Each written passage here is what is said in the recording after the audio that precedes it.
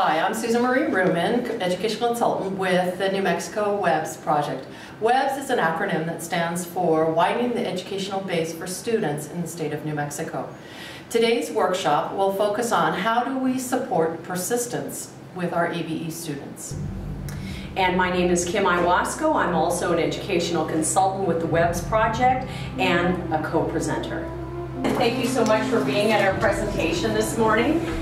We are the New Mexico ABE WEBS project. And what is WEBS? Well, WEBS is widening the educational base for students project. And today we are going to take you through the intentions of the WEBS project, who we are, how we got started, what is our mission, how are we trying to integrate with adult basic education practitioners throughout the state, and how we're trying to make an impact on student performance statewide.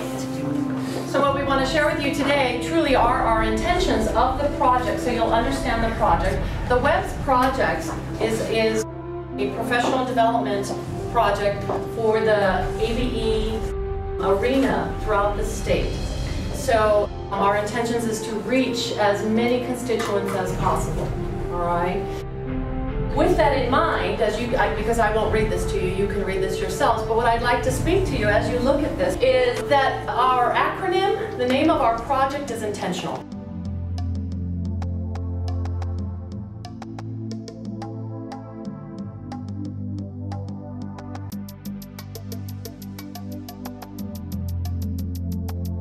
It is to build capacity.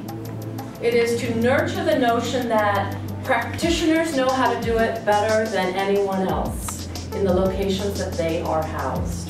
So if our trainings are working, how are we going to know? Well, we're going to be able to look at tables 4B and 5, which are our state student achievement data tables. So that's how we're going to know, are we moving things forward? So with that in mind, the WEBS project has a handful of goals.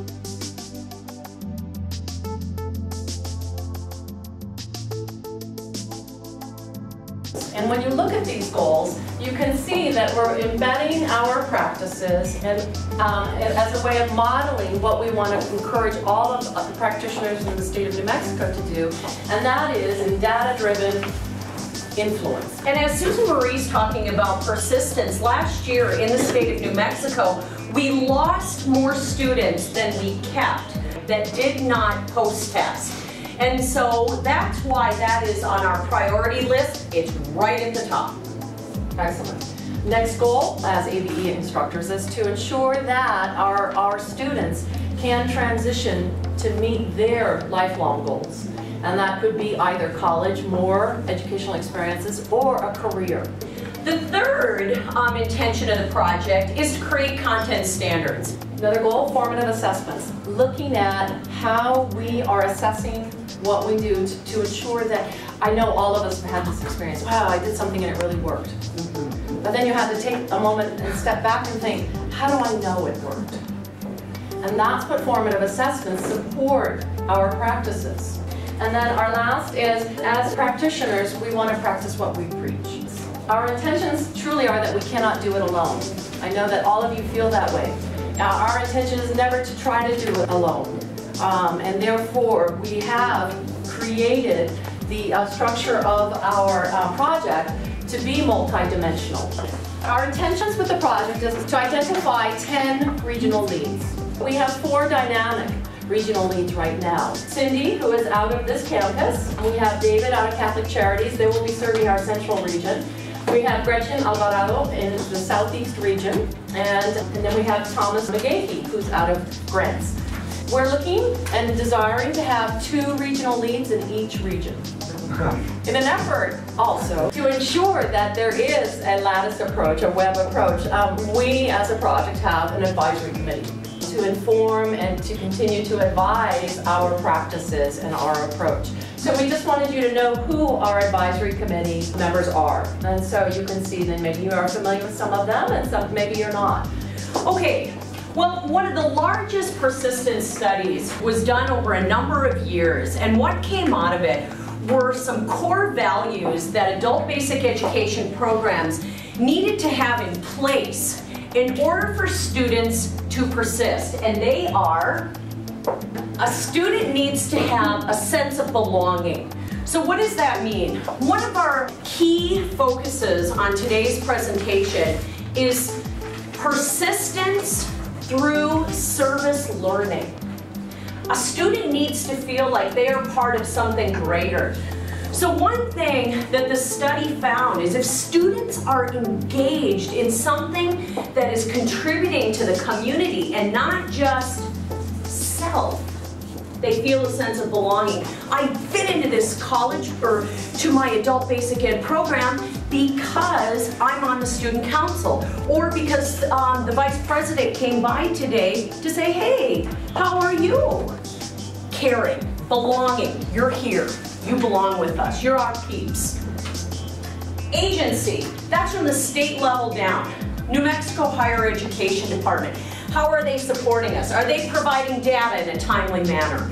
Are they providing the agencies with what they need to function? Relevance, the adult ed classroom. If we start talking about how was your trip to Spain, most of our adult ed students are going to drop right off, because is that relevant to folks in poverty? No, it's not relevant. How was your trip down to the local mesa where you went fishing? Relevant. So keeping it relevant to the local community. Clarity. When a student walks into our ABE classroom or our ABE program, can we get them where they need to go? Is the student clear on what we can offer and what we can do well? Is it specific enough? Competence.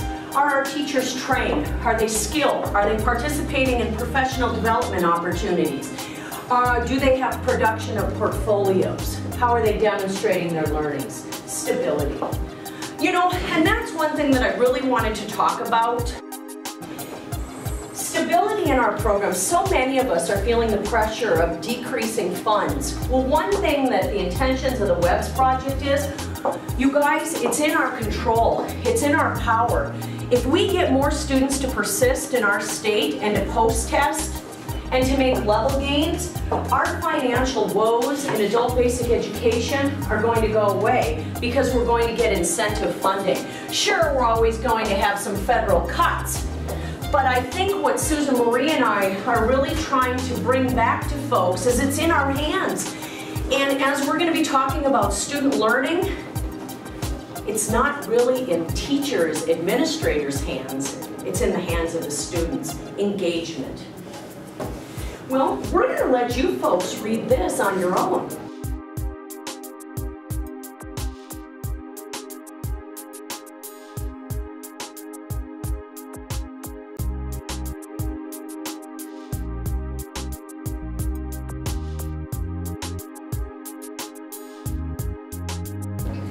Because we base all of our practice on research. Truly, everything we do in the WEBS project is based on research. And so we just provided this to you as a foundation to what we're going to embark on next. Student learning promising practices.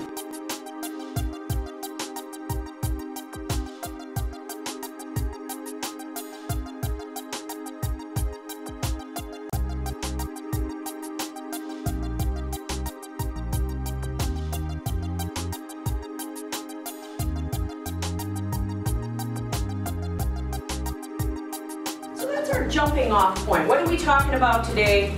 This is it. Student learning. And we would like to pay respect to Cesar Chavez and the Si Se Puede. We have been given exclusive rights to be able to use all of the curriculum. So if you go to the WEBS website, all of this curriculum is for you and it's for free. You can just use it and download it, and you can copy it free will. So please, and it's on our website, and so it's all there. How can we help improve retention? Well, you guys tell me.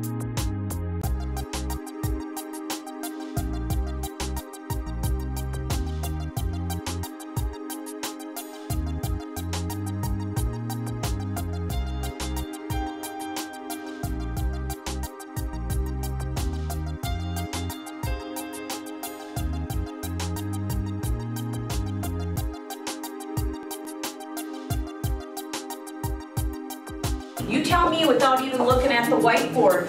How do we help our students feel like they're part of a greater thing than themselves? What do we do?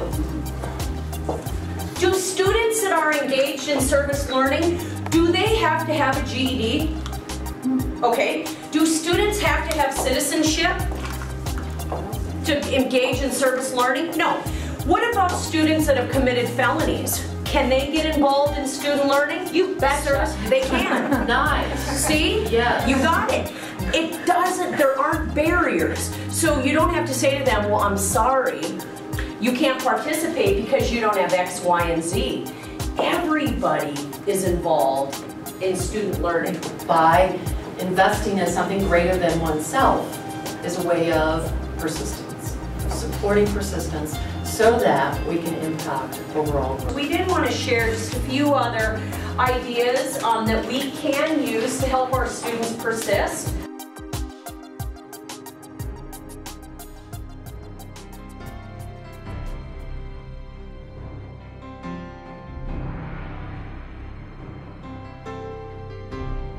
I just wanted to share that one of the intentions of the WEBS project is we will be coming to your region and we will be talking about ways that students can engage in service learning projects so we can highlight those, we can promote those, and we can support those with our political legislators. Not only are our students engaged in getting their GED, which is a selfish goal, but students are also, because they're involved in their GED class, they're also involved with their local food bank and what have you.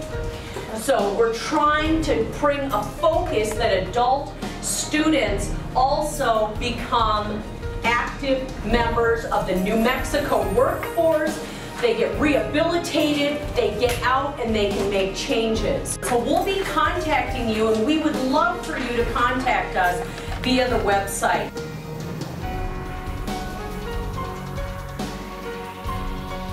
The quote on the next slide, I think, speaks most eloquently to our intentions as a project. And so I would like to read this to you, simply because every time I read it, I'm reminded. Okay? Go to the people, live with them, learn from them, love them. Start with what they know, build with what they have, but with the best leaders, when the work is done, the task accomplished, the people will say, we have done this ourselves.